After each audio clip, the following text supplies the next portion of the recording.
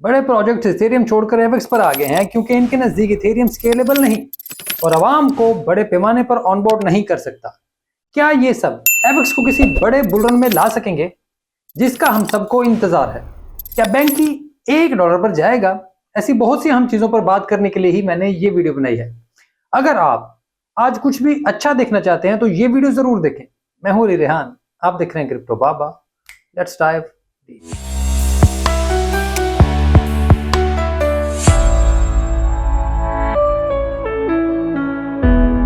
कई दोस्त सोलाना करते रहते हैं।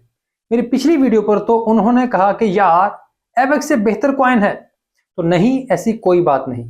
उस वीडियो में मैंने कहा था कि मैं अपनी बात नहीं करूंगा, जो बैंक कह रहा था सिर्फ वो बात की थी, इस वजह से कोई तनकीद नहीं की ताकि आप तक बात ईमानदारी से पहुंचे। भाई सोल के तमाम मैट्रिक्स झूठे हैं। जैसे उनके टोटल वॉलेट्स का काउंट देख लें। उनका दावा है कि सोल पर 100 मिलियन वॉलेट्स मौजूद हैं, लेकिन ये नहीं बताते कि 86% वॉलेट्स में कोई सोल ही मौजूद नहीं और 13.1% में तो एक सोल से कम वैल्यू मौजूद है। यानी 99% सोल एड्रेस बोट्स एक्टिविटी पर मबनी है और यही सोल की हकीकत है। और इसमें आप जो मर्जी पंप कर लें, जिस मर्जी प्राइस पर ले जाएं, मुझे जब तक असल मैट्रिक्स नहीं मिलेंगे जो बताएं कि वहां ऐसा नहीं है, तो मैं इस पर तनकीद करता रहूंगा। अब एवेक्स की बात की तो यार, अभी वहां दुनिया की पहली on chain game of the grid launch हुई है। आप जाकर उसका डेटा चेक कर लें। उसकी L1 पर अभी से 1 मिलियन से ज्यादा ट्रांजैक्शंस हो चुकी हैं। अभी वहां मौजूद गेमर्स को अंदाजा भी नहीं कि वो किस टेक्नोलॉजी पर बैठकर सारा काम कर रहे हैं। लेकिन इस सारे बोझ के बावजूद अगर आप अवलांचे पर काम कर रहे हैं, तो क्या आपको एक सेकंड के लिए भी कोई मुश्किल हुई? क्या आपकी अपनी ट्रांजैक्शन एक सेकंड के लिए भी रुकी? अब अगर ये ट्रांजैक्शन काउंट सोल पर होता तो ये बंद हो चुकी होती। मैं इसी वजह से कहता हूं कि जब हम इंडस्ट्री में बैठकर एक दूसरे को कहानियां सुनाते हैं तो वो कुछ भी हो सकता है, कोई भी डिंगे मार सकते हैं। लेकिन जब बाहर से टेक्नोलॉजी फर्म्स आती हैं तो वो सिर्फ टेक्नोलॉजी देखकर फैसला करती हैं और यही टेक्नोलॉजी है जिसकी वजह से वो फौरी तौर पर एवलांचे पर ही आते हैं, क्योंकि बाकी कोई भी ब्लॉकचेन ऐसे रियल वर्ल्ड एसेट्स को सपोर्ट नहीं कर सकती। ये बात आहिस्ता आहिस्ता सभी तस्लीम कर लेंगे। अब कोलंबिया के बैंक न्यू लेटो को देख लें। ये इथेरियम पर मौजूद था ताकि इसके कस्टमर्स अपनी करेंसी की डीवैल्यूएशन से बचने के लिए फौरी अमेरिकी डॉलर्स, बॉन्ड्स, ट्रेजरी बिल्स या बैंकों के म्यूचुअल फंड्स को खरीद सकें। अब ये एक ऐप चला रहा था, लेकिन जैसे जैसे इसकी ऐप पॉपुलर हुई, इथेरियम के लिए इसको सपोर्ट करना मुश्किल हो गया। लेटो की ऐप और कस्टमर्स तेजी से शिकायत करने लगे कि उनकी ट्रांजैक्शंस घंटों नहीं होती और बेशतर औकात कैंसिल भी हो जाती हैं। इसी वजह से उन्होंने दोबारा इंडस्ट्री पर नजर डाली जहां वो अपना काम कर सके। बस इसके बाद उन्होंने भी अपना बोरिया बिस्तर उठाया और वो एवलांचे पर आ गए। अब ये इथेरियम के लिए बहुत बड़ा मसला है, लेकिन सच यही है कि या तो आप सेंट्रलाइज्ड लेयर 2 ब्लॉकचेन्स पर जाएं और या फिर आप इथेरियम को छोड़ देंगे, क्योंकि इथेरियम की बेस चेन अभी कोई भी बोझ नहीं उठा सकती।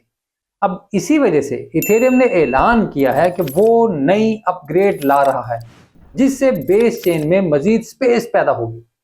लेकिन मसला अपग्रेड्स का नहीं है, बुनियादी डिजाइन का है, जो उन्हें बदलना ही पड़ेगा, वरना अपग्रेड्स वो पिछले काफी अरसे से मुख्तलिफ लेकर आते रहे हैं। अब आप गेमिंग के बड़े बड़े स्टूडियोज देख लें, सब एवलांचे पर। अभी तो एक गेम आई है, ऐसी दर्जनों गेम्स पाइपलाइन में हैं जो अभी अगले साल तक आनी है। फिर आप रियल वर्ल्ड एसेट्स देखें, सब के सब एवलांचे पर आ रहे हैं। यहां तक कि सीडी बैंक ने तो अपनी एवलांचे लेयर 1 को पेटेंट भी करवा लिया है ताकि कोई उनका डिजाइन चोरी ना कर सके, ताकि मजीद नई प्रोडक्ट्स उनकी L1 पर लॉन्च हो। अब ये इदारे बाकी चेन्स पर भी मौजूद हैं, लेकिन इथेरियम और सोल पर सिर्फ और सिर्फ कस्टमर्स लाने के लिए मौजूद हैं। बाकी सब काम अपने इंफ्रास्ट्रक्चर की ऑन चेन प्रेजेंस सिर्फ और सिर्फ एवलांचे पर है, ताकि वहां से बैठकर अपने बुनियादी काम ऑन चेन किया जा सके। क्योंकि रियल वर्ल्ड एसेट्स भी जानते हैं कि उनकी ट्रांजैक्शन डिसेंट्रलाइज्ड अंदाज में सिर्फ और सिर्फ एवलांचे पर ही होंगी। ये किसी दूसरी ब्लॉकचेन पर मुमकिन नहीं। अब बाकी डेप्स पर आ जाए। बैंकी एवलांचे के तमाम प्रोजेक्ट्स को लिक्विडिटी फराहम करती है। अब बैंकी पर मजीद एप्स भी लॉन्च हो रही हैं, जहां उनकी लेयर 1 पर सोलोको आई है, जहां आप बैंकी से मिलने वाले एसेट्स और टोकन को रीस्टेक कर सकते हैं। यानी आप लिक्विड स्टेकिंग करके SFX हासिल करें और उनको भी रीस्टेक कर दें। अब ये DeFi में एक बहुत बड़ी जंप है। यहां रिवॉर्ड्स भी बहुत अच्छे हैं और आपको प्रॉफिट भी अच्छे मिलते हैं।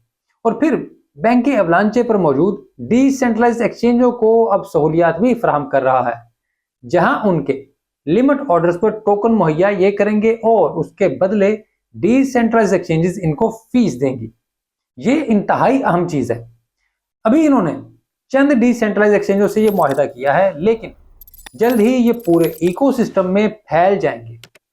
गेम्स हों या कोई दूसरा प्लेटफॉर्म, सभी को ऐसी ही सहूलियत चाहिए और इसके लिए वो जल्द ही सारे एक साथ मिलेंगे। अब एवलांचे पर मौजूद सोफाई इसकी बात करें तो आप देखें कि जितने भी नेटवर्क्स पर ये सोशलफाई सामने आए हैं, कोई एक भी नहीं चल सका। सिर्फ एवलांचे पर एरिना मौजूद है, क्योंकि कहीं भी ऐसी कोई सहूलत मौजूद नहीं थी। कहीं भी ब्लॉकचेन पर इतनी ज्यादा चीजें लॉन्च नहीं हो सकी जहां लोगों को लगे कि ये असल सोशल मीडिया है। कहीं भी इतनी बड़ी तादाद में ट्रांजैक्शंस मौजूद नहीं। अब इसका टोकन भी लॉन्च होने जा रहा है, जो मेरे लिए बहुत बड़ा इवेंट है, क्योंकि हमारी कम्युनिटी के बहुत से लोगों ने एरिना के ऊपर बेतहाशा जबरदस्त अंदाज से परफॉर्म किया है, बहुत जबरदस्त। और कई लोग तो मुझसे भी बड़े वहां पर स्टार बन गए हैं, और जिसकी मुझे बहुत ज्यादा खुशी है। मुझे उनको आगे बढ़ता देखकर ज्यादा खुशी मिलती है कि वो लोग अपनी एक अलग शनाख्त और पहचान बना रहे हैं। लेकिन सबसे ज्यादा खुशी इस बात की होगी जब उनका टोकन एरिना अच्छा परफॉर्म करेगा। अब इस हवाले से मुझे लगता है कि इसकी अच्छी परफॉर्मेंस को आप 2 हफ्तों बाद देखेंगे। पहले दिन की प्राइस अहम नहीं होती, वो नीचे हो या ऊपर, ये सब बकवास होती है।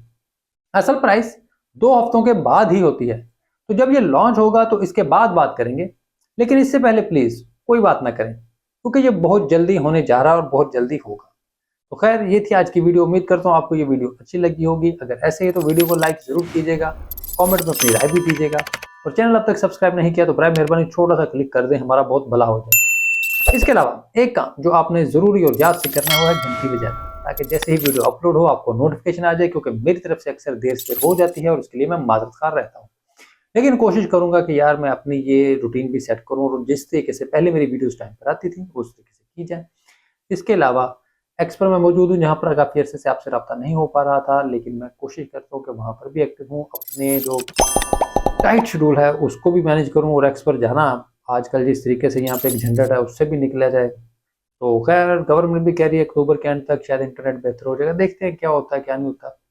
तो लेकिन इसके बावजूद आपका और हमारा सफर साथ साथ चल रहा है, जो जारी रहेगा, इसको जारी रखते हैं। शुक्रिया।